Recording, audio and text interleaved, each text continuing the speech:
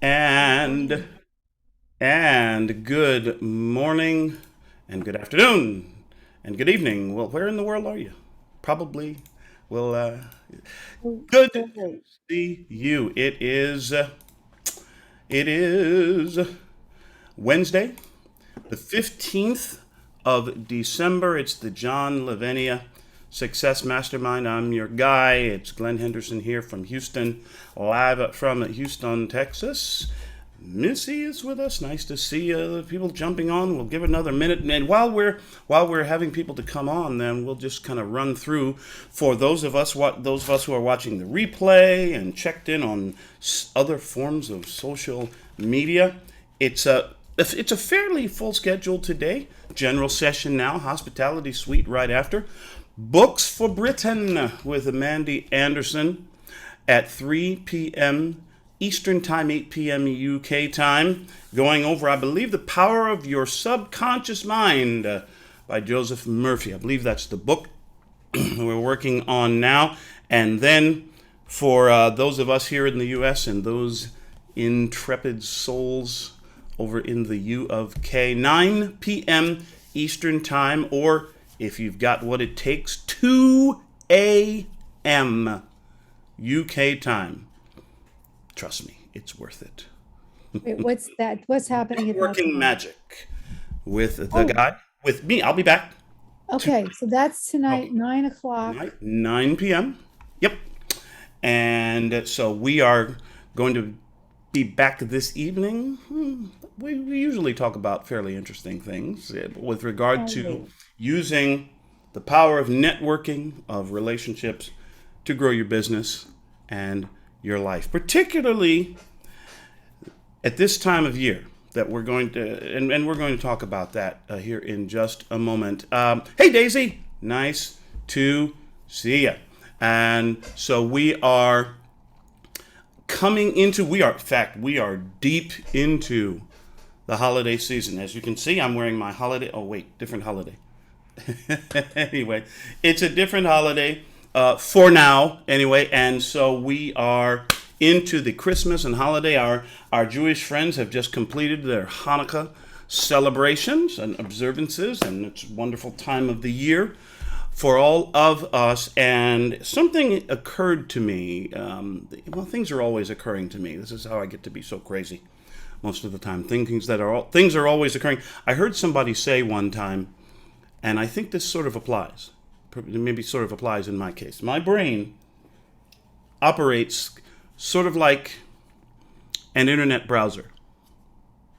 You know, Explorer, or Firefox, or Chrome, whatever you use, right? My brain kind of functions like an internet browser. There are 27 windows open at the same time. Half of them are frozen, and I have no idea where the music is coming from. That Yes, what's going on inside this noggin. But it somehow occasionally manages to come out semi coherent. Hello, Gail. Nice to see you. It's the Christmas time. So, what I'm thinking about these, I love Christmas. I especially love snow. What? Yes, I do. I'm a huge fan of snow. Even when I have to shovel it. You hear people say that all the time. Oh, sure, everybody loves snow until they have to shovel it. I actually enjoy shoveling snow. Haven't shoveled any in a while. We don't get an awful lot of snow here in Houston, Texas. But as you know, I grew up in New York City, and so we did get our fair share of snow, and loved it. Loved the white. It's always been a matter of real interest and enchantment for me, even as a kid, to look out the window in the middle of the night, right after a heavy snowfall or during a heavy snowstorm, and you look out and you listen, and the whole world has gone quiet. You know, like that. You know the feeling I'm talking about. That whole sound of it's it's like that song from the Christmas Carol, "Sleep in heavenly peace, sleep in heaven," right? Sleep in heaven. This is what happens after a snowstorm. Love it.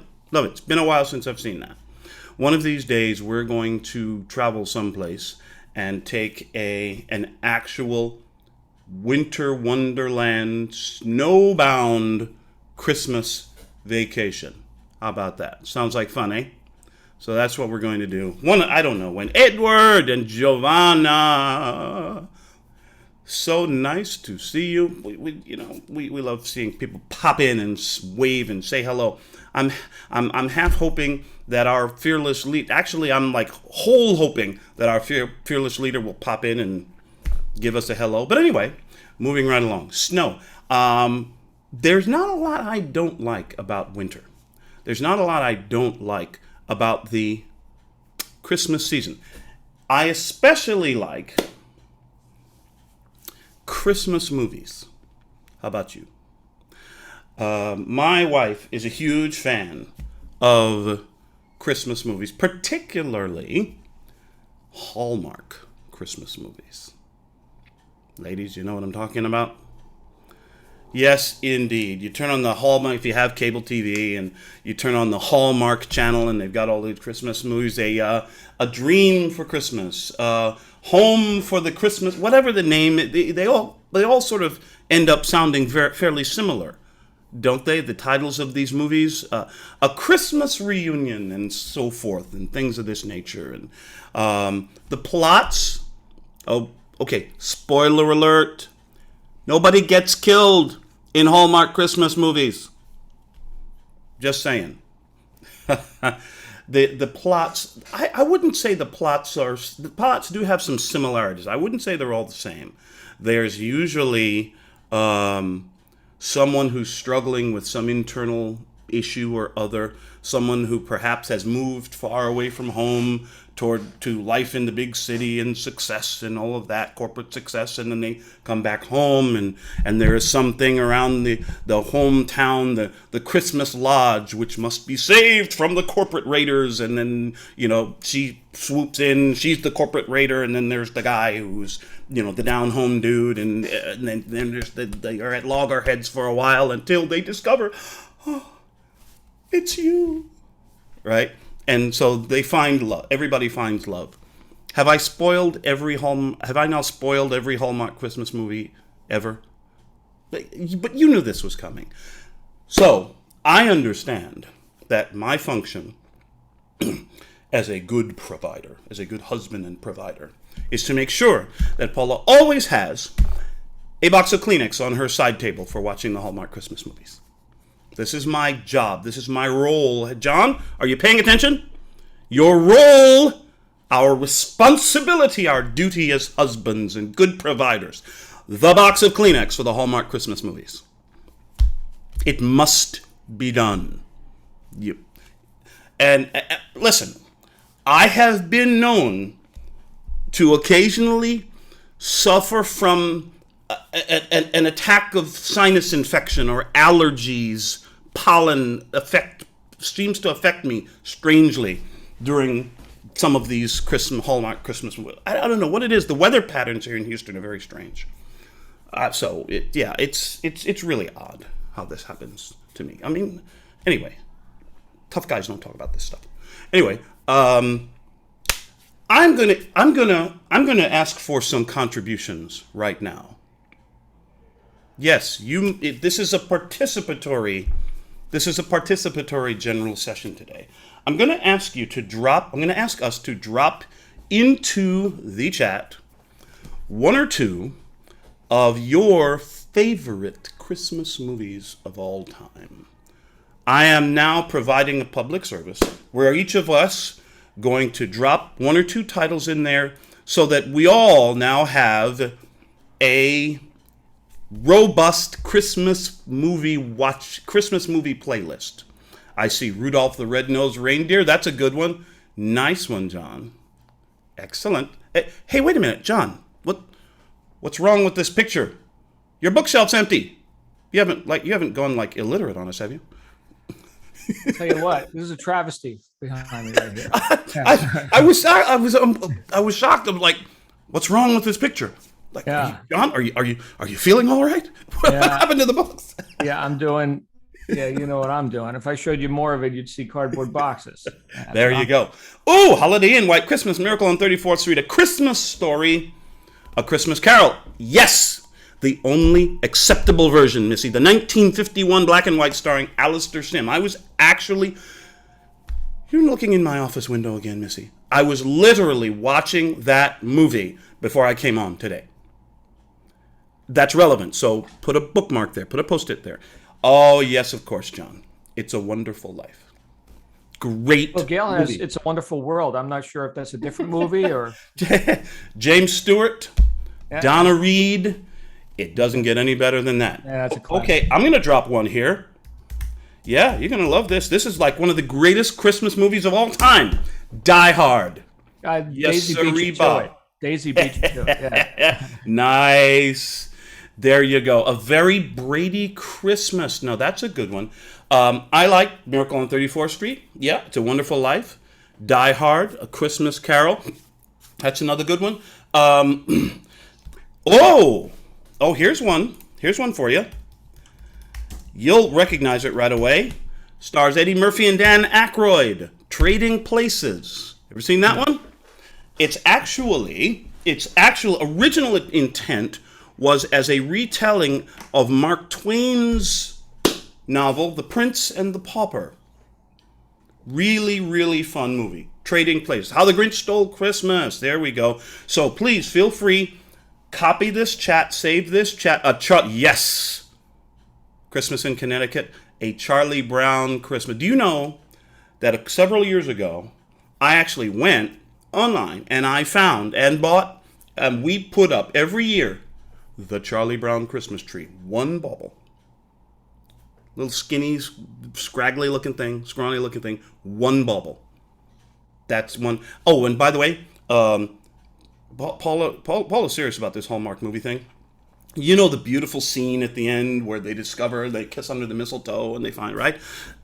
The set always, the room, the banquet hall always looks phenomenal with the trees and the decoration, the garlands and the lights all over the place. Fantastic, right? All of those garlands, all of those decorations, the trees and everything are produced and manufactured by a company called Balsam Hill. Balsam Hill. So I'll just drop this in there so everybody can see. In case you still haven't put up your Christmas tree, Balsam Hill. They ain't cheap. They're artificial trees. They ain't cheap and they look absolutely fantastic. Yep. We have 2 Balsam Hill Christmas trees. Yep. One right in the entranceway downstairs and one up on the second floor in the living room right in front of the plate glass windows. I'm going to take, as a matter of fact, next week, don't miss next Wednesday. It's going to be, what was it they used to say on the old TV networks when, somebody on like a sitcom, when something was about to happen, though, something sad, someone was about to pass away, and they would say, a very special Facts of Life. You know what I mean? One of those episodes. Next week is going to be a very special John Lavenia Success Mastermind General Session. So next week, don't miss it, next Wednesday. Meanwhile, we've got the decorations all over the place. We're throwing a big thing at our house the week between Christmas and New Year's. Come on out. You're invited, of course. We'll have plenty of mulled wine and mince pies and the greatest Christmas music playlist of all time, because did you expect any less? So be there or be square. Anyway, it's relevant to mention that Missy mentioned the 1951 Christmas Carol, A Christmas Carol with Alistair Sim. Tremendous movie. Absolutely wonderfully heartwarming. There's a scene early in that film when 2 gentlemen come to Ebenezer Scrooge's office there in, I suppose, London or some fictional English city, and they say they are from the local community organization, Businessmen's Association, and they are there to collect donations, to solicit and collect donations for the Christmas season, for charity, for the Christmas season. And they say, it's one of my favorite lines from any Christmas holiday movie ever. They say, At this festive season of the year, Mr. Scrooge, it is more than usually desirable to make some slight provision for the poor and destitute. Now, how smooth is that? At this festive season of the year. Oh, by the way, John, that will be the title of today's session. At this festive season of the year. Is that spelled Y-U-H? At this festive season of the year, it is more than usually desirable to make some slight provision for the poor and destitute. Whereupon Mr. Scrooge says, are there no prisons? And it goes on from there. I will not spoil it for you. We've all read it in the original Dickens, I'm sure. The Christmas Carol. Yes, yes. No, we must do something about your literary education. Anyway,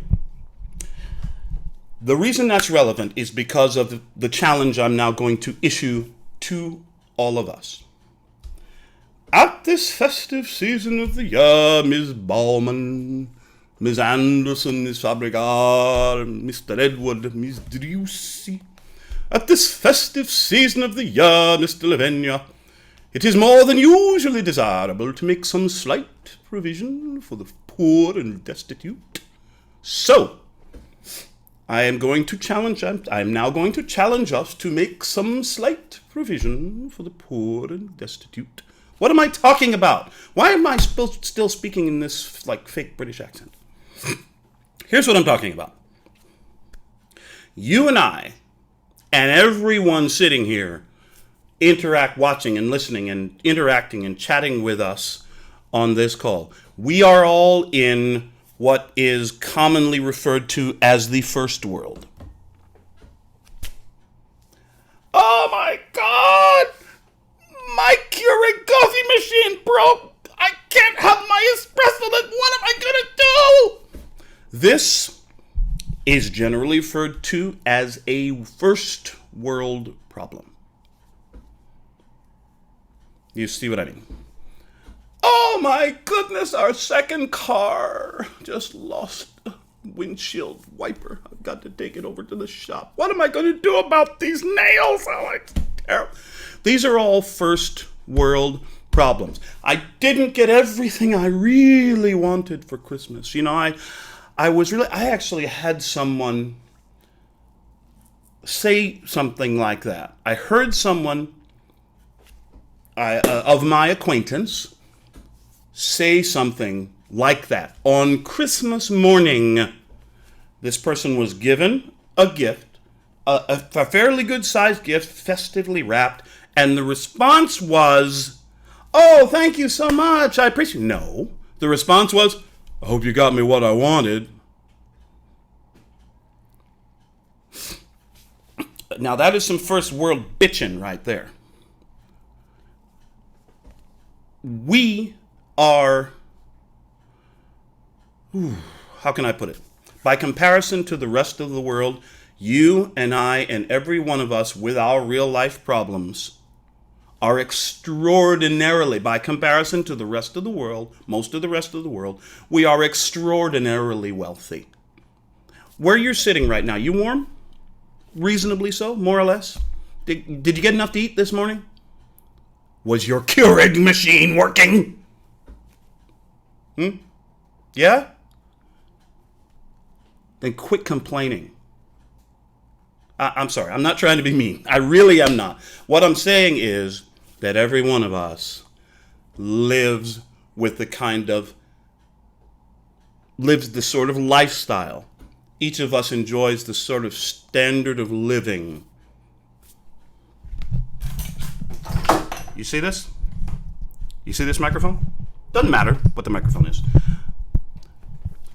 This microphone would feed your average sub-Saharan African family. What I paid for this microphone would feed your average sub-Saharan African family for about 6 months. What in the world do I have to complain about? I complain because I didn't hit my goal when I wanted to. I only made $5,000. I wanted to make $20,000. I'm going on about this to make a point. The point I'm making is that at this festive season of the year, it is more than usually desirable that we should make some slight provision for the truly poor and destitute. Part of the definition of destitute, I would say, referring to people who are struggling with some issue, some problem or other, some misfortune that has befallen them, and through no fault of their own, through none of their own making, and you and I have the opportunity to help. And it is at this time of year, as also said in the movie, want is most keenly felt, and abundance rejoices. Rejoices the heart, that is, brings joy. So here's the challenge. Where, to what cause, will you be contributing either time or money or support of some tangible form this Christmas season?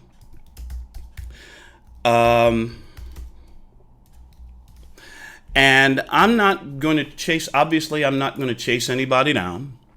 You know, no one's going to get a follow-up phone call from me, and there won't be any demerits.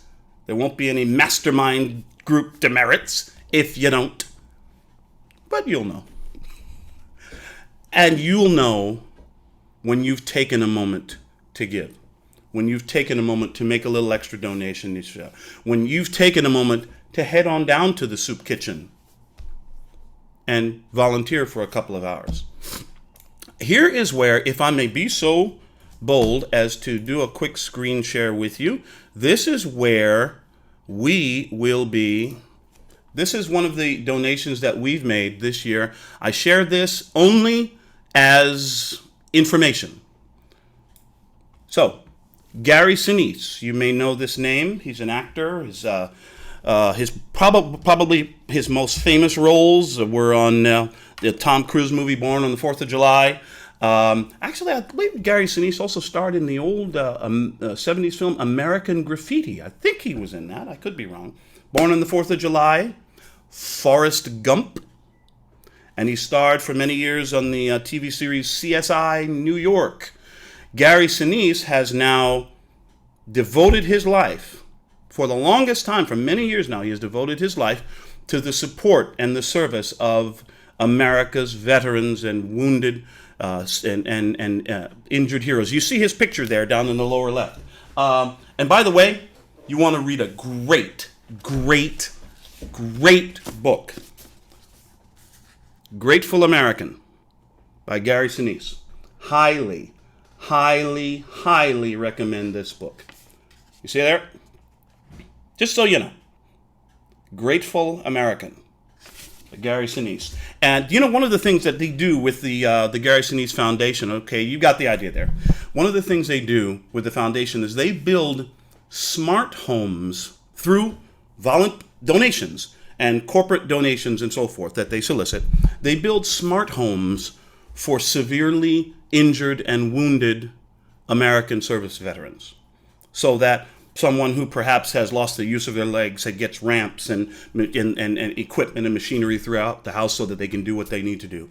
So that, for example, someone who is wholly paralyzed, quadriplegic, has certain technology in the home to respond to their voice so they can make a phone call, things of this nature.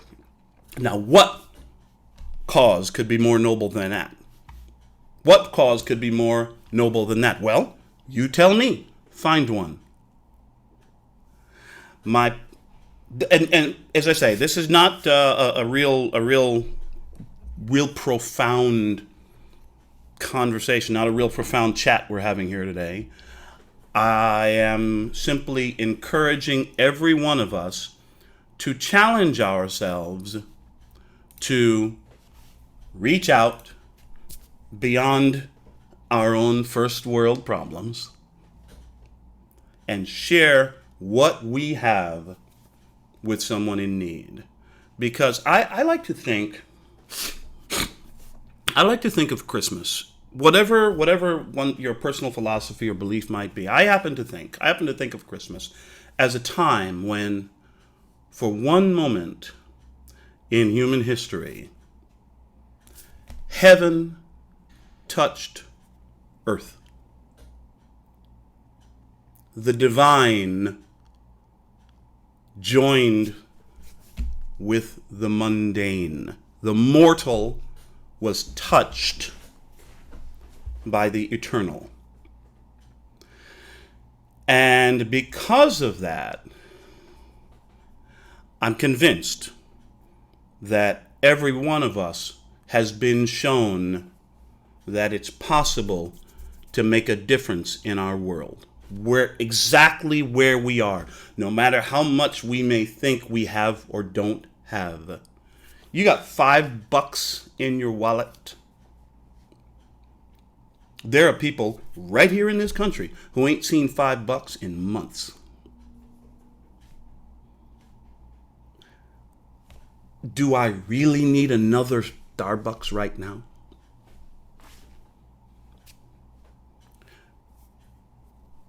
Again, say it again. At this festive season of the year, Mr. Scrooge, it is more than usually desirable that we should make some slight provision for the poor and destitute. I see there are some links being dropped in. They're fantastic.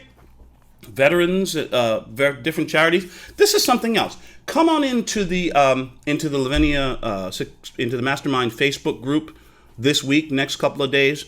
Drop a link. If that's okay, John, drop a link for the charity that you're supporting this Christmas season. I'm going to drop in the link to the Gary Sinise Foundation.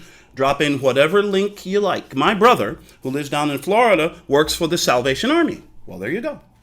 There are all kinds of places, all kinds of organizations, all kinds of groups that are making a real effort, that are making a real difference in the lives of people who are struggling at this time of year. And I can share with you from my personal experience, and as many of us can from a personal experience, that there is no feeling in the world like making some slight provision. There is no feeling in the world like giving from what you have. Oh, by the way, it's still Wealth Wednesday. Yup. Pay for the person behind in the drive-thru at the toll booth. Where am I going today? I'm going to stop by. Where am I going to stop? Kroger, HEB, Randall's Supermarket. I'm going to go find me a can of baby food and stick a 20 in there. How about that? Baby formula, someplace. And, I may take up Paula's thing. Paula's favorite thing, as you know, is to go to a charity shop, a Goodwill, go to the children's section, stick a bill, a 5 or a 10 or a 20 into the pocket of a baby jacket. Do it. But you know why I do this? One of the big reasons why I do this? Because it makes me feel good. Wealth Wednesday will make you feel good. It will make you feel so much better that you are making a difference in someone else's life. And who was it? Jackie Robinson. Jackie Robinson said, a life is not worth living except in the effect it has upon other lives.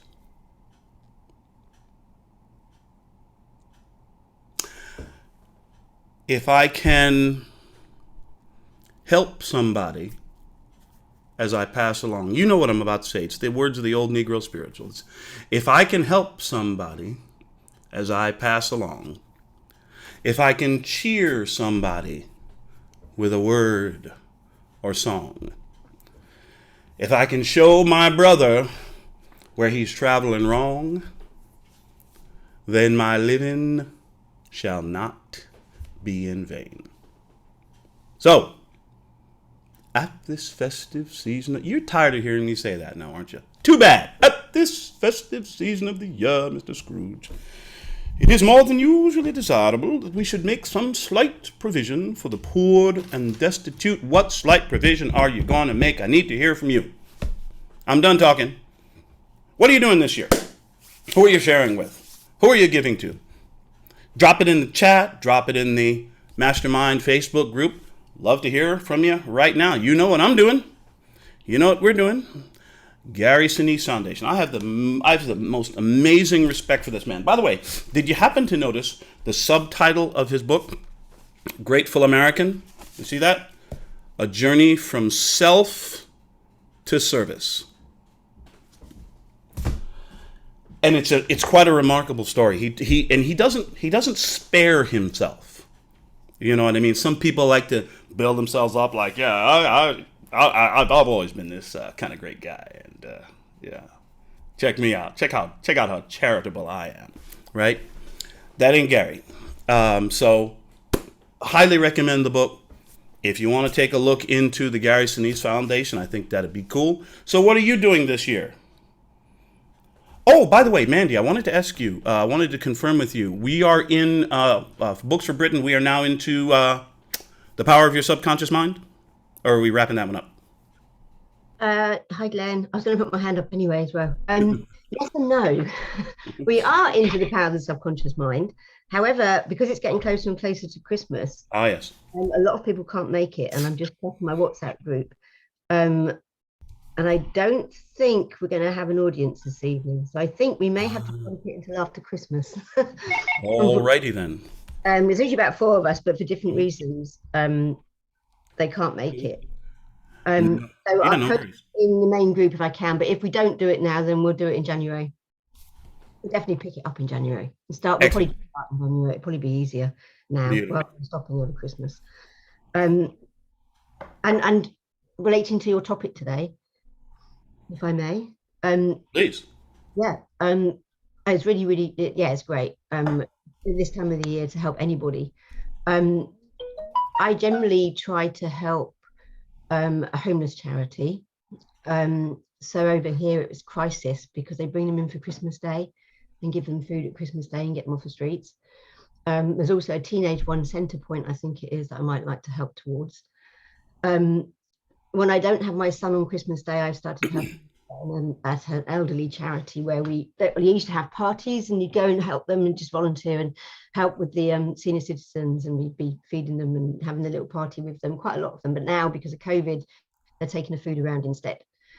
But what I've put into the chat is that I'm currently on a separate sort of leadership program, and they're very, very much also into this charity giving. And they ask us to try to raise some money over a certain period of time as one of our stretches. And we wanted to do something around Christmas, around children, or around the homeless. But we needed to find something that was in the UK and in the US, because I'm in the UK and everybody else is in the US. So we found Feed the Children, or we wanted to do Feed the Children, because we really want to make sure that children get a meal on Christmas Day, but we really wanted them to have it all through the year. And there are so many children going hungry now. And that's a link I put into the chat. The amount of money that people are raising we've raised £521 in a day. And well done, you. They did they helped out with the Kentucky tornado. Yes, the Kentucky tornado victims. Yes, £5,000 raised for that in one evening, and that's great.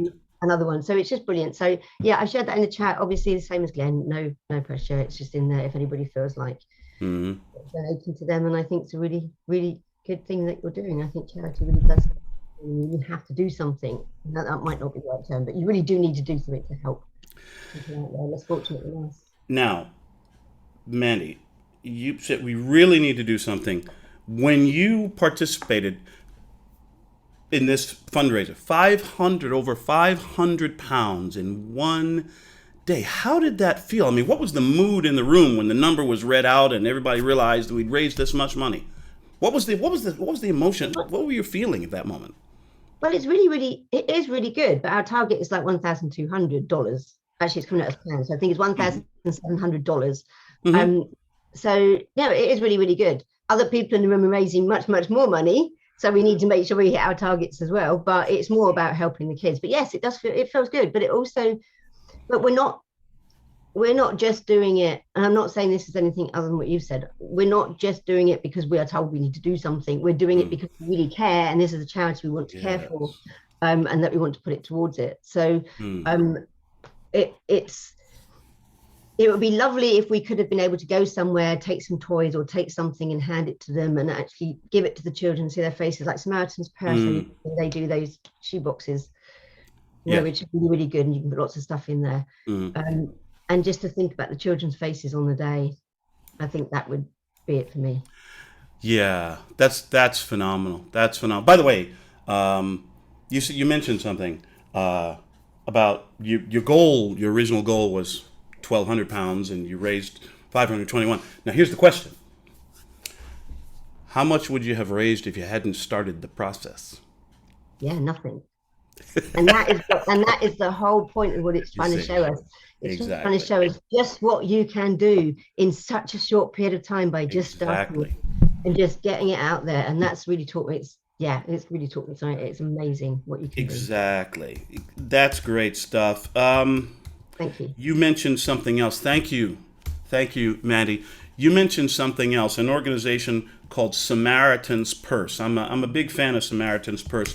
It was started by a man by the name of Franklin Graham, who is the son of probably the greatest preacher and evangelist, Christian evangelist who's ever lived. Billy Graham, the son of Billy Graham, has started his own organization some years ago called Samaritan's Purse. So you've got the link there, so you can check that out as well.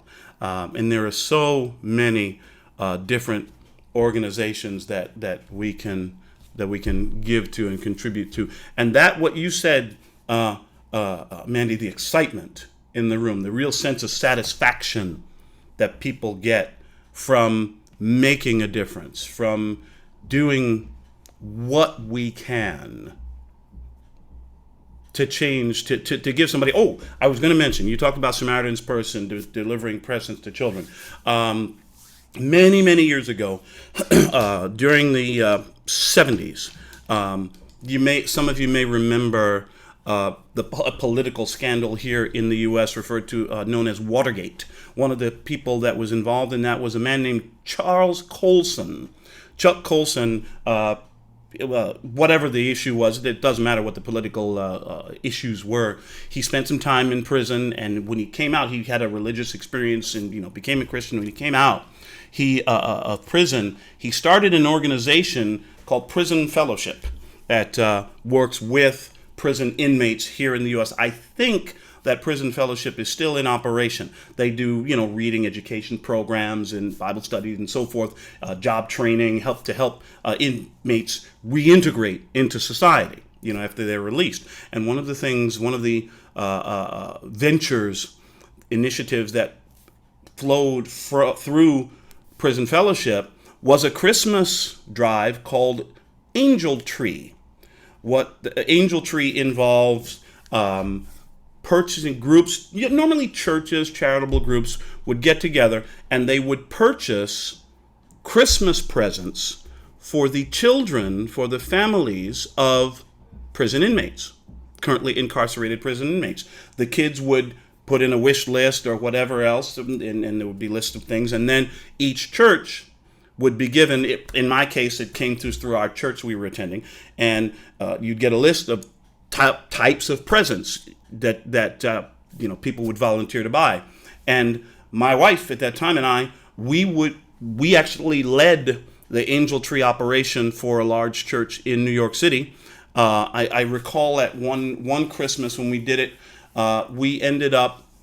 we counted them up, and we actually delivered Christmas presents with our teams to approximately 2,000 families in the New York City area during Christmas. The church would rent vans, and we would wrap the gifts, and each team would be assigned a certain region, a certain area, neighborhood in the city, and you'd drive around and, hey, Merry Christmas, and and we just deliver. Who is this from? This is from your daddy. Oh, or it's from your mom, who is behind bars.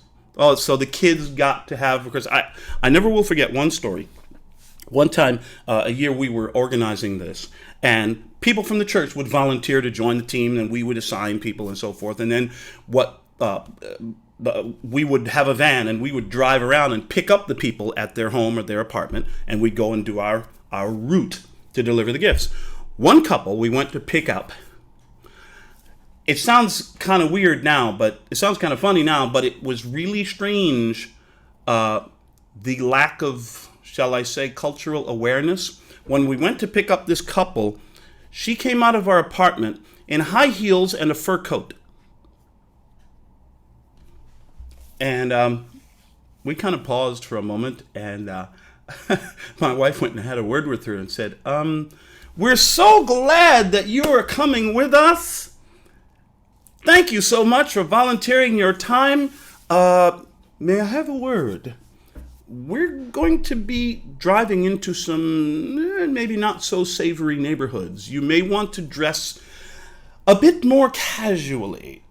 Oh, and by the way, the diamond necklace and the tennis bracelet, you may want to leave those upstairs. Some people just don't know. And, you know, we laugh about it now, but we really kind of had to hold our tongues at the time. Anyway, they were wonderful. They were so great with the kids and with the families. And once they kind of figured out, oh yeah, some slight provision for the poor and destitute. Once they finally figured that out, it was fantastic. Fantastic time. So, maybe somebody wants to look into Project Angel Tree. See if it's still in operation. You may find it through the auspices of Prison Fellowship. If they're still in business, I don't actually know. So you see what's happening here, the mastermind, the brainstorming, right? We're coming up with all kinds of ideas. So not to put too fine a point on it, there's really no excuse. It's kind of like, if I don't make some slight provision this Christmas season, it's because I don't want to. And that's between me and my conscience. We can all do as we choose to do. And I will tell you, there is no feeling in the world like making a difference in somebody's life at Christmas time. Fabulous stuff. Don't forget to save the chat. You know how to do that, right? Lower right, bottom portion of the screen, you see the little 3 dots. Tap on that, click on that, and you see save chat. There you go. It'll save probably to the downloads folder. No, it'll save to the Zoom folder on your computer, hard drive, and then you can go back and review and take a look at those links and everything. So there are all so many different kind of calls. Thank you for sharing that, Missy, and for all of us for sharing how each of us is doing our part to make a difference in somebody's life. I would love to hear, maybe next Wednesday, come on back and share if you have any stories or experiences or something that happens as a result of you giving or sharing with someone else. I'd love to hear us talk about that next Wednesday. Well, and by the way, don't miss, it's going to be a very special mastermind next Wednesday. You're going to love it. You're going to absolutely love it. That much I can guarantee. You're going to love it. So thank you all so much for spending a few minutes with us. Oh, by the way, one of the other reasons it's going to be a very special mastermind, you ready for this? You're going to get to see my ugly Christmas sweater. Yes, sirree, Bob. Next Wednesday, we should have an ugly sweater Friday, John. What do you think? No ugly sweater. Okay, just for that, I'm calling Shannon. I'm getting your size, and your behind is wearing an ugly Christmas sweater next Friday. That's great. Thank you. Anyway, thank you all so much. What a great... It's still there? It's still there, Mandy? Fabulous. Excellent. I will recommend this. Go take a look at Project Angels free and see what you think. Just go take a look. Have a fabulous day. Make it a fabulous day. Every one of us absolutely deserves it. See y'all a little later on. Bye for now.